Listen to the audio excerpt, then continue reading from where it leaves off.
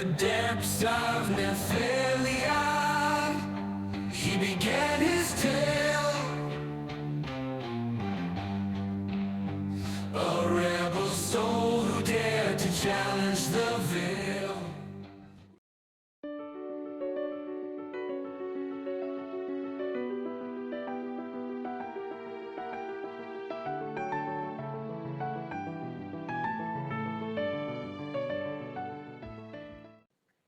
Welcome to Tibalt's Apprentice, and this is a rebuild, a shell, I don't know.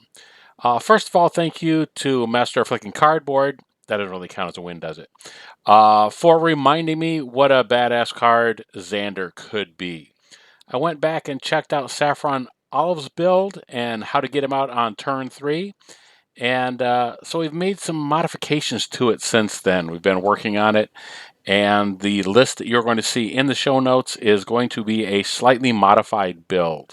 We added a few things, and since this first appeared, the deck has only gotten better as far as I'm concerned. A little bit of removal in there. Some of those cards have changed. Baleful Mastery, I think, was one that's been added. But most of all, what we're doing is right here, we're going to get Xander out on turn 3. The other addition to the deck has been adding a Vein Ripper in there. I just love watching people throw away half their hand as soon as it gets out there, and then once they get rid of it, they're going to have to sack half their permanents. Up against a red-green build, not too much to worry about. Not much at all, as a matter of fact. So let's get into and see if we can actually see some gameplay. I swear there is going to be some longer gameplay in here. The Vein Ripper is the other thing that maybe wasn't available when the build first appeared, that Xander build, that turn 3 Xander. This Vein Ripper, though, oh my gosh, it's so sweet. The ward cost and them having to have a creature on board means it's great against control decks that play very few creatures. And yeah, that -2 ability, or rather the lose 2 life ability of the Vein Ripper is just so tough to get around. So, because if they are wiping the board, that means they lose damage according to all those creatures that get swept away. So let's see what we have here. Gonna go ahead and put these on board right away. And man, I hate wizards. I really do. I'm going to get rid of this as quickly as I can. Really, what we're leaning heavily into is it's just got another one ready to go. Man, like I said, I hate wizards. But anyhow, we put this on the board. We get the Vein Ripper on here. This is about as perfect as it could be. Better than Xander in this particular case because they're going to have to get rid of that wizard if they want to get rid of the Vein Ripper. So go ahead, draw a few cards. I don't mind.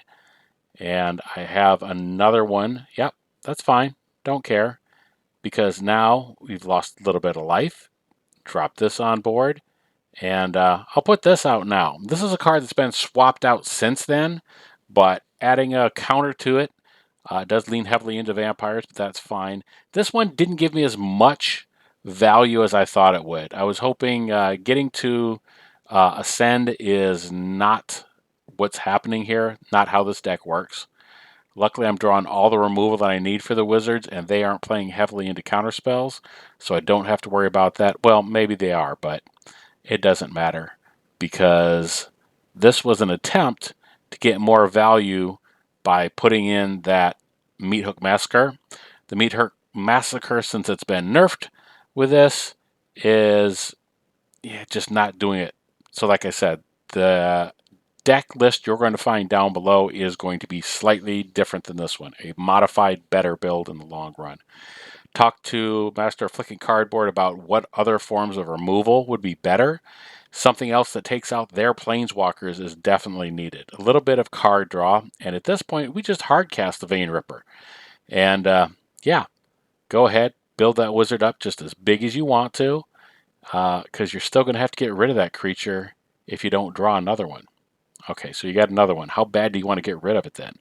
Oh, and yet another one. But you know what? That's okay. Because I can take it. I can drop this on board. So now we're going to get value for all the creatures that die.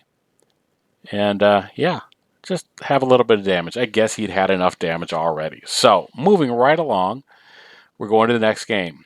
This game, I believe, goes a bit longer. This is about a perfect hand. I have over 60 cards. I think there's about 63.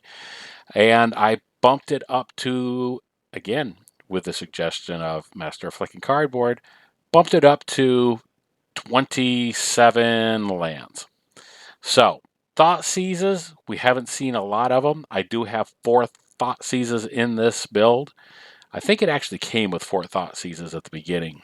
Again, the Saffron Olives build. But, yeah, it's absolutely worth it. Card removal, worth it. They're going to grind into the graveyard. They're going to mill a bunch of stuff. That's fine. None of that's my problem, because I'm going to fill their graveyard up. So, of the two, which do I put? They're not playing a lot of creatures.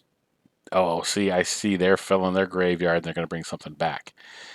Yeah, I want to quit right now. I want to. I'm not going to, but I feel like I've lost at this point. But I'm not sure they really understand how this works.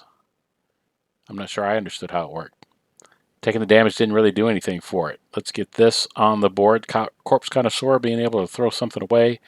Let's choose... Yeah, let's choose that. Don't mind throwing those away. Drop this. Swing in. Get some damage. Now, the question is, how many times are they going to reanimate their creatures? It's going to be a lot. They're going to fill the graveyard up and they're going to come right back at us. I don't think that's going to matter, though. Don't mind it. Take some more damage. And, yeah. Go ahead. Swing in. Not a problem. Yeah. Until you can get rid of that Vein Ripper, it just doesn't matter. And if I've got a board wipe, or I have something that can take a little bit of stuff out, it's all the better. But let's just go ahead and swing in, get some straight damage. Down to 2. Good game, because at this point, now's the perfect time to cast it.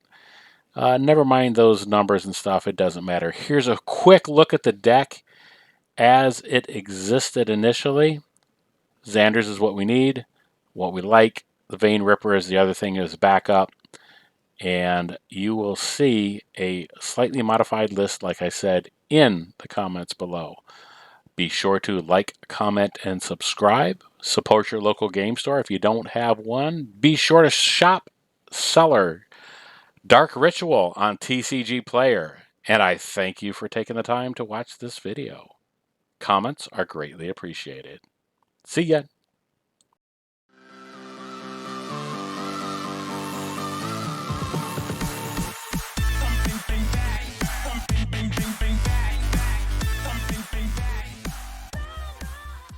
No money, no problem. That's my philosophy. Playing on a budget, but still running the game free. I used to feel defeated, taking all the L's, but now I'm rising up, can't you tell? Every deck I build, I find a cheaper way. Crafting strategies, I'm the master of play. No fancy cards or foils, just the basics I need, but that won't stop me. I'm planting my seeds. I used to chase the power, the cards so rare, but now I'm looking for the gems hidden out there. Finding value in the commons, the uncommons too. Assembling a masterpiece, something brand new.